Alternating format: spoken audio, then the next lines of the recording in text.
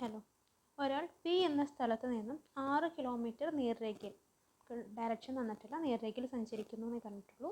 അതിനുശേഷം ഇടത്തോട്ട് തിരിഞ്ഞ് 3 കിലോമീറ്റർ, വീണ്ടും ഇടത്തോട്ട് തിരിഞ്ഞ് 10 കിലോമീറ്റർ സഞ്ചരിച്ച് ക്യൂ എന്ന സ്ഥലത്ത് എത്തുന്നു. പിയും ക്യൂവും തമ്മിലുള്ള ഏറ്റവും കുറഞ്ഞ ദൂരമാണ് ഫൈൻഡ് ചെയ്യാനുള്ളത്. ഓക്കെ, ഈ ഹിൻസ് വെച്ചിട്ട് നമുക്കൊരു പിക്ചർ ഉണ്ടാക്കാം. അപ്പോൾ നേർരേഖയിൽ 6 കിലോമീറ്റർ സഞ്ചരിക്കുന്നുണ്ട്. അതിനുശേഷം ഇടത്തോട്ട് തിരിഞ്ഞ്, ഓക്കെ, അപ്പോൾ ഇടത്തോട്ട് തിരിഞ്ഞ് 3 കിലോമീറ്റർ. ഓക്കെ, താഴത്തേക്ക് റൈറ്റ് ആയിരിക്കും വരിക, അപ്പോൾ മുകളിലേക്കായിരിക്കും ലെഫ്റ്റ്, അപ്പോൾ 3 കിലോമീറ്റർ.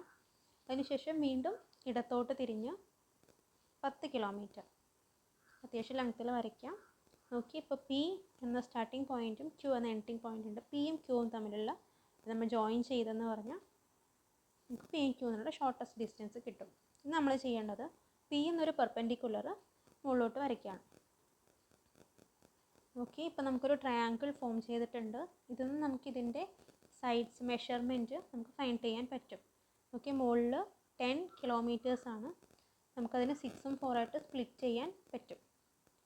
ഓക്കെ, അപ്പോൾ നമുക്ക് ബേസ്, നമുക്ക് ആ 3 കിലോമീറ്റർ എന്ന ബേസും കിട്ടിയിട്ടുണ്ട്. അപ്പോൾ നമ്മളിവിടെ ഫൈൻഡ് ചെയ്യുന്ന ഹൈപ്പട്ടന്യൂസ് ആണ്. അപ്പോൾ hypotenuse square is equal to base square plus altitude square.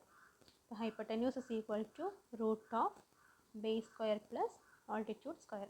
ഇവിടെ ബേസ് 3ഉം ഓൾട്ടിറ്റ്യൂഡ് 4ഉമാണ്. അതിൻ്റെ സ്ക്വയേഴ്സ് എടുക്കുക. അപ്പോൾ 3 square plus 4 square equal to root of 9 plus 16 വരും. 9 പ്ലസ് 16 എന്ന് പറയുന്നത് root 25 which is equal to 5 kilometre ആയിരിക്കും ഇതിൽ ഏറ്റവും ഷോർട്ടസ്റ്റ് ഡിസ്റ്റൻസ്, പിയും ക്യൂവും തമ്മിലുള്ള ഷോർട്ടസ്റ്റ് ഡിസ്റ്റൻസ്.